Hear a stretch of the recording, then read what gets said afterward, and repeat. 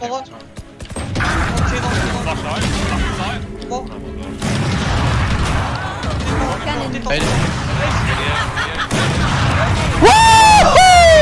There you go, man! I'm getting the aim, bro!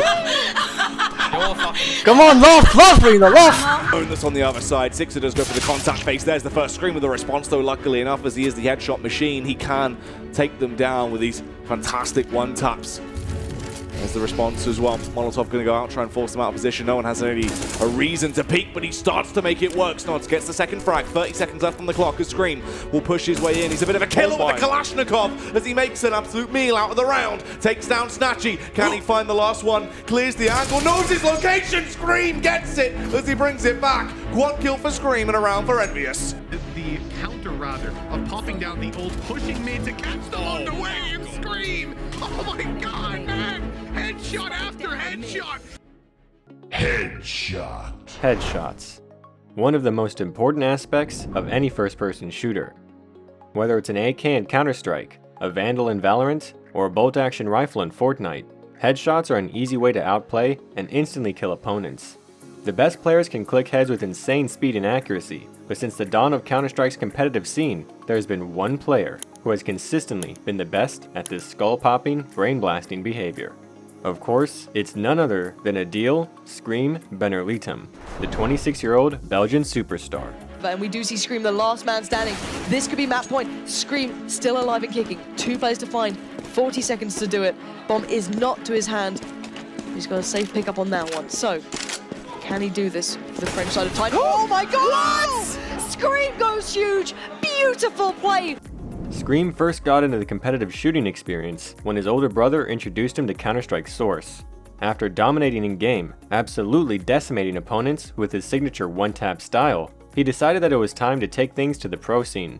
In 2013, he joined a team called 3D Max.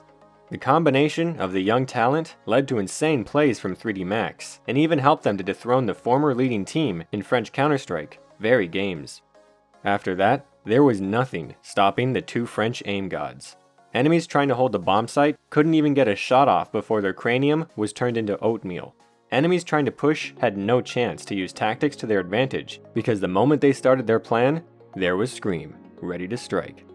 But everything changed once Counter-Strike Global Offensive was released, drawing in players from multiple different games, including Source and Counter-Strike 1.6. Scream showed that aim can take you a long way, as he was picked up by his former adversaries, VeryGames. He was insane on this roster, cementing himself as one of the best in the game. The team was already incredible, but they soon added another superstar. His name was Richard Shocks Papillion. In the beginning, they were considered to be the best team in CSGO after their upset win over the dominant Ninjas in Pajamas, earning 3rd place. The team that had once been considered top dog was now nothing more than an understudy to the champions. Scream was committed to the grind. As he was still seen as one of the best players and namers in the world, his team was absorbed by Titan and had a shaky start, losing out on multiple chances to play in larger tournaments. Even with multiple roster swaps, including a stint with Kenny S, the roster was unable to achieve any semblance of their former glory. Scream left the team and was picked up by Epsilon eSports. There, the first tragedy in Scream's career was about to unfold. His teammate, SF, was VAC banned for cheating. This astounding news shook the esports scene to the core, and Scream and his team were unable to compete in the upcoming DreamHack event. Then, next year, the entirety of the Epsilon gaming team, other than Scream, was banned from Counter-Strike after a match-fixing scandal had come to light. Scream was the only member who was found to not be guilty, but now Scream was left teamless, watching another major go by without being able to compete. So since nobody had seen much of Scream in the top plays in years, it was difficult for him to find another team. The man that had once been at the top of Counter-Strike and at the top of the conversation for best players was now teamless and sitting in the gutter. But then, a shining beacon, a chance, since Scream was picked up by G2. He had another chance to prove himself at the top level, to show the world that he was still Scream, the man who had conquered Ninjas in Pajamas so long ago. He was now set up for success, and all he had to do was click a few heads. And click heads he did. G2 was winning, and they were winning convincingly. At the ECS season finals, Scream and G2 were able to defeat Luminosity. The Scream we knew and loved was back, and he was on fire, clicking heads and taking names, and people knew that he was not to be messed with. People saw and respected him for his raw talent and his level of play. This Scream was uncaged. This Scream was on fire. This Scream was unbelievable. And this Scream was named MVP of ECS Season 1. Unfortunately, his time on top was short-lived. He and his team were not able to commit their success to another title. They were not able to qualify for either the upcoming majors and were falling behind. Scream then moved to Team Envious, but didn't achieve much success there. He was quickly being phased out of the conversation as he was forced to take smaller team roles. He was still able to play at an extremely high level, but he was becoming a ghost.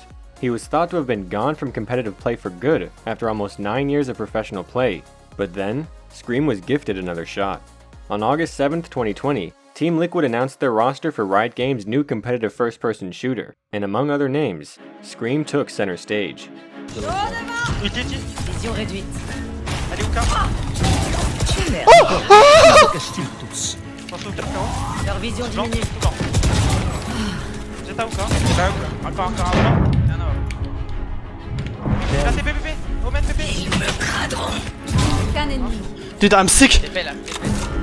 Mais gros, il est pas. I'm so fucking sick, man. Scream took his signature head-removing ways of Counter-Strike and brought it to the new game. There was plenty of competition, since Liquid was among other European teams, such as Fnatic, Heretics, and G2. As Team Liquid grew with the veteran leadership of Scream, they qualified for their first ever worldwide VALORANT event, Masters Reykjavik. It was there that Scream and the other members of Liquid would meet the best players in the world. Going into the final bracket, they had their match against Version 1, a North American team. After a 3-map series, Liquid eventually lost despite the great play from Scream.